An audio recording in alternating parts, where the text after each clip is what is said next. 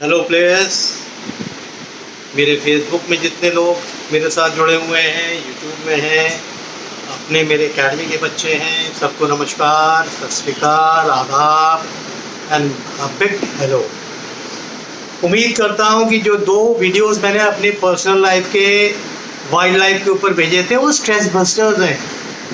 रोज़ एक ही चीज़ करते जा रहा था, क्रिकेट के ऊपर कुछ ना कुछ भेज रहा था, तो उससे आपको मुक्ति देने के लिए बीच बीच में इस तरह की वीडियोस डालूंगा जिसको आप एक्साइटमेंट भी रहेगा उसमें आपका, आप इंजॉय भी करोगे और एक तजुर्बा करोगे कि वाइल्ड लाइफ का लाइफ क्या रहता है, सर ने उसको कैसे एक्सपीरियंस किया। बहुत टाइम में रहा हूँ जब लोग। एनीवे, आज का जो सब्जेक्ट है वो फील्डिंग के ऊपर है, बहुत ही इम्पोर्टेंट कि हम बेसिक फॉल्ट फील्डिंग में कहाँ कहाँ करते हैं। यंग लड़के जो ये वीडियो देख रहे हैं बहुत ध्यान से सुने, हम क्या फॉल्ट्स करते हैं उसके ऊपर हम थोड़ा थोड़ा बोलेंगे, ज़्यादा नहीं, इसको शॉर्ट रखना चाहता हूँ।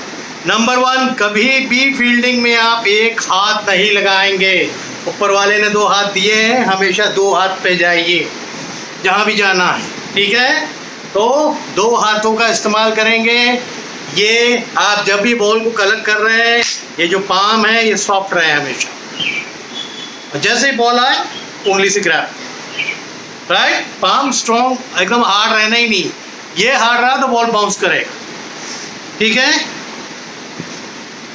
लॉन्ग बैरियर, जो तेज शॉट आपके ऊपर आती है, जैसे मैं लॉन्ग ऑन पे खड़ा हूँ, लॉन्ग ऑफ में खड़ा हुआ हूँ, किसी ने ड्राइव करी तेज, वो लॉन्ग बैरियर बनता है। क्योंकि ये बॉल आपके पास तेज आती है तो क्या आप उसकी तरफ डैश करोगे?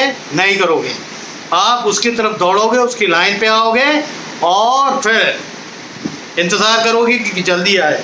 लॉन्ग बैरियर का एक मैं तस्वीर आपको दे रहा हूँ, बहुत सुंदर है, आप देखिए इस फोटो को लॉन्ग बैरियर के। ये बहुत अच्छी फ़ोटो है और क्योंकि ये साफ थी तो ये मैंने निकाली है। लॉन्ग बैरियर में पैर कैसे रहना चाहिए, लेफ्ट लेग कैसा रहना चाहिए, राइट लेग। तो लॉन्ग बैरियर अच्छे फील्डर्स जो है हमेशा, और साथ में लॉन्ग बैरियर के साथ में कप्ड हैंड्स हों। हाथों की पोजीशन कैसे होनी चाहिए? कपों की तरह, कप है राइट, आप कप की तरह बनाइए। और आपका जो back foot of right angle to path of ball, जो भी हो। लॉन्ग बैरियर बहुत इंपॉर्टेंट है, वो तेज शॉट के लिए बहुत बहुत ज़रूरी एक फील्डिंग पोजीशन है, ठीक है। इसके बाद आता है, हम कभी भी बॉल से अपनी आंखें मत हटाइए। बॉल जब तक आपके हाथों के अंदर नहीं आ गई है, आपका काम है कि उसको देखना है। जैसे ही आपके हाथ में ग्रैब हुई तब आप टारगेट की तरफ देखेंगे, पहले ही टारगेट की तरफ नहीं देखेंगे, क्योंकि अमूमन आएगी बॉल, टकराएगी और बाउंस कर जाएगी, और हाथ को सॉफ्ट ही रखना है। तो आँख उठा के ऊपर कभी मत जाइए। बॉल आ रही है ज़मीन से, आप पहले बॉल को हाथों में लीजिए और फिर फेंकिए। ये जो कॉमन फॉल्ट बच्चे करते हैं अक्सर मैं देखता हूँ कि अपनी आँख को बॉल से निकाल देंगे। ज़रा भी बॉल बाउंस हो गई, मान के चलो सब ग्राउंड एक से नहीं होते, ज़रा भी बॉल बाउंस हो गई और आपकी आंखें जो है बॉल के ऊपर नहीं, आपकी निगाहें थोड़ा इधर उधर हैं, तो आप उस बॉल को नहीं पकड़ पाओ। दूसरी जो सबसे बड़ी फॉल्ट है कि प्लेयरों को ये मालूम ही नहीं होता कि जब हम 5 से 10 मीटर की दूरी में रहते हैं स्टंप से फील्डिंग की पोजीशन पे, कि हमें ओवर आर्म थ्रो करना चाहिए कि अंडर आर्म थ्रो करना चाहिए। आपको अंडर आर्म थ्रो करना है। क्यों करना है? मैं एक बहुत सिंपल पोजीशन है कि मैं आया, बॉल को पकड़ा और यहीं से मैंने फेंक दिया। अब मैं आ रहा हूँ वही 5 मीटर और 10 मीटर की दूरी पे बॉल पकड़ रहा हूँ और ये हाथ पीछे ले जा रहा हूँ। इतने में प्लेयर 4 कदम आगे चला गया, जो बैट्समैन है। आपकी फॉल्ट क्या हुई कि आपने शॉर्ट थ्रोस के ऊपर ओवर आर्म फेंकने की कोशिश की। ये फॉल्ट होते ही वो 4 कदम आगे जाएगा, और अगर रन आउट होना होगा, जो अंडर आर्म में रन आउट हो सकता तो वो नहीं होगा। दूसरी एक बड़ी इंपॉर्टेंट बात, अगर आप अच्छे फील्डर हैं किसी भी पोजीशन पे ग्राउंड में, तो आपको एंटिसिपेट करना आना चाहिए। स्क्वायर लेग में खड़े हुए हैं, बॉल किसी ने स्वीप करी, टिप्पा पड़ के किधर जाएगी, हमें एंटिसिपेट करना है बैट की पोजीशन को देख के। हमेशा मैं बैट्समैन हूँ, मार रहा हूँ, मेरे बैट के फेस के हिसाब से अगर टॉप क्लास फील्डर है वो एंटिसिपेट कर जाएगा किस डायरेक्शन पे बॉल आ रही है, और फिर हो सकता है टिप्पा होके और अंदर जाए। स्क्वायर लेग एंड पॉइंट, ये दो पोजीशन थोड़ी सी डाइसी होती हैं प्लेयरों के लिए, क्योंकि उनको जब बॉल टिप्पा कर गई वो बट नेचुरल पॉइंट पे आपने कट किया, कट करके बॉल जाती है सीधे डिप करती है और फिर अंदर भागती है। तो प्लेयर को एंटिसिपेट कर लेना चाहिए कि सीधी आ गई तो सीधी आ गई, मैं हूँ, जैसे ही अगर वो गई थोड़ा सा डिविएट हुई तो मैं एंटिसिपेट कर लूँ। इसके अलावा कवर्स में, मिड विकेट में, किसी भी बैटिंग पोजीशन पे आप हैं, आप अगर एंटिसिपेट करना नहीं जानते हैं तो आप रन देते जाएंगे, आपको समझ में नहीं आएगा। तो बैट का फेस देखिए, बैट के फेस के अकॉर्डिंगली एंटिसिपेट करिए। अब मैं ये ड्राइव मारने आ रहा हूँ और मेरा बैट का फेस ये खुल रहा है, तो क्या ये मिड ऑफ की तरफ जाएगा? नहीं जाएगा, ये चला जाएगा कवर पॉइंट की तरफ। तो वहाँ का प्लेयर सो रहा है अगर ग्राउंड पे, तो वो बॉल उसके पास जब तक जाएगी वो रिस्पॉन्ड करेगा तब तक ऐसे ही रन हो जाएगा और वो रन आउट नहीं कर पाएगा। ये बड़ी छोटी छोटी चीज़ें बता रहा हूँ, उस पर ध्यान दीजिए।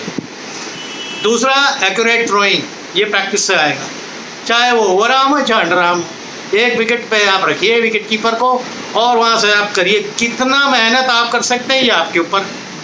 ये कोई कोच आपको फोर्स नहीं, फील्डिंग अगर आप एंजॉय नहीं करके करते हैं, आपका स्ट्रेस आ जाता है सामने, फील्डिंग के नाम पे आधों का आ जाता है।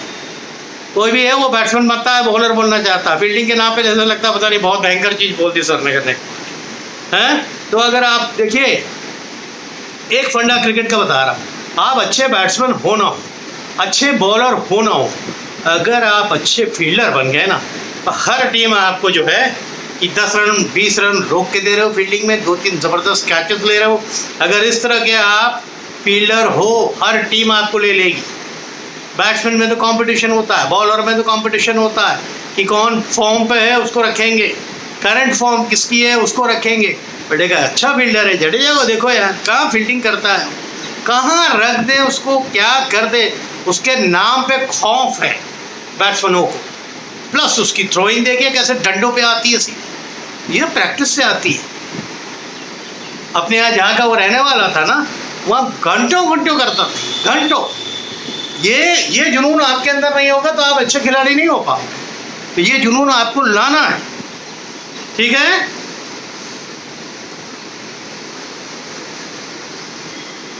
अगर आप फील्डिंग में रेगुलर नहीं है ना तो भी प्रॉब्लम आएगी। एडजस्टमेंट, हाई कैचिंग फील्ड पे, बॉल के ऊपर आना, उसको फील्ड करना, हाई कैचिंग में बॉल के ऊपर नहीं आ पा रहे, पैर नहीं चल रहे because you are not regular, your fitness is not good,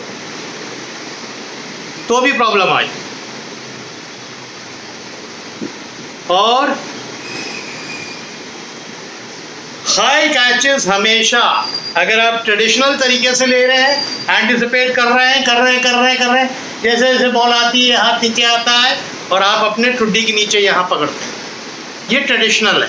अब आइए जो ऑस्ट्रेलियन वे है, जो आजकल बहुत प्लेयर अडॉप्ट कर चुके हैं, बट कभी भी मुंह के सामने नहीं होना। आप तो ब्लाइंड हो गए, अब इधर आ रहा है हल्का मुंह से इधर, यहाँ एंटिसिपेट करिए, यहाँ एंटिसिपेट करिए, यहाँ पकड़िए। बट उसके लिए आप प्रैक्टिस करिए कि वो स्टाइल अगर आप अडॉप्ट कर रहे हैं, पाम्स को सॉफ्ट रखिए और फिंगर्स। यूपी का आज तक का सबसे टॉप फील्डर कौन हुआ है? मोहम्मद कैफ। और बड़ी ज़बरदस्त नॉलेज है उसको, बड़ी ज़बरदस्त fitness. He was a very ordinary batsman मेरे हिसाब से, बट वो इंडिया में इतने दिन सर्वाइव किया उसने, वो अपनी फील्डर पे खाली फील्डिंग के ऊपर खेलता। ये कैफ है, कवर्स पे खड़े रहेगा, कवर पॉइंट पे खड़ा रहेगा, 10-15 रन रोकेगा, 10-15 रन बनाएगा, तो ये 30 रन दे रहा है टीम को। आपने बनाए 10 और पैरों के नीचे से दे दिए 20, तो आप -10 पे आते हैं। तो आपको -10 का प्लेयर बनना है क्या? नहीं ना। तो आप उसकी तैयारी करिए, सब प्लेयर तैयारी करते हैं, they all prepare for it. Her ball पे अलर्ट रहना, जैसे मैंने पहले भी एक वीडियो में बताया था, ये बॉल मेरे पास ही आ रही है, ये बॉल मेरे पास ही आ रही है। अगर ये आपकी सोच है तो आप अच्छे फील्डर बन सकते हैं। क्या expect each and every ball to complete, नहीं तो आप ज़रा भी टीम में फील्ड के अंदर ढीले पड़ गए और बॉल एकदम से आ गई तो आप नहीं जा पाओगे, ना फील्ड कर पाओगे, और टीम को उसका खामियाजा वो करना पड़ता है। आपका कंसंट्रेशन लेवल हमेशा बैट्समैन की तरफ होना चाहिए। कौन बैट्समैन कहाँ स्ट्रोक अच्छा खेलता है। आजकल तो पता नहीं कितने रिवर्स हो गए, ये हो गया, यूँ हो गया, वो हो गया। You have to be very alert. हमारे टाइम पे तो इस तरह के स्ट्रोक्स नहीं होते थे ना, बट अभी तो बैट्समैन बॉल चतुर हो गए, और जब चतुर हो गए तो फील्डरों को और चतुर होना है।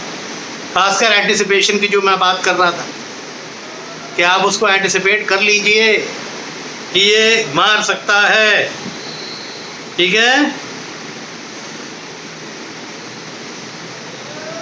Not attacking the ball that travel slow, और जो बॉल स्लो आ रही है उसको उसकी तरफ आपको लपकना है, ना कि उसको वेट करना है। अब किसी बैट्समैन ने खेला और स्लो है, पंच किया तो बॉल बट नेचुरल है कि आपके पास आने में टाइम लगेगी, तो आप बैरियर बना के पहले से वहाँ बैठ जाएंगे। बैरियर किसके लिए होता है? जो बहुत तेज शॉट आती है। आप लपकेंगे, तेज लपकेंगे, आंखें बॉल के ऊपर रखेंगे, फिटनेस अच्छी होनी चाहिए, झुकेंगे, बॉल को एंटिसिपेट करेंगे, जब हाथ में बॉल आएगी तब टारगेट को देखेंगे। हमेशा मैं यही बोलता हूँ, watch the ball into the hand and then see your target. कि नॉन स्ट्राइकर के यहाँ मारना है, नॉन स्ट्राइकर के स्ट्राइकर के यहाँ मारना है, कौन बैट्समैन थोड़ा स्लो है, ठीक है। बहुत सी चीज़ें मैं क्या बताऊँ, क्योंकि टाइम नहीं रहता है, वीडियोस को मैं बहुत शॉर्ट रखना चाहता हूँ।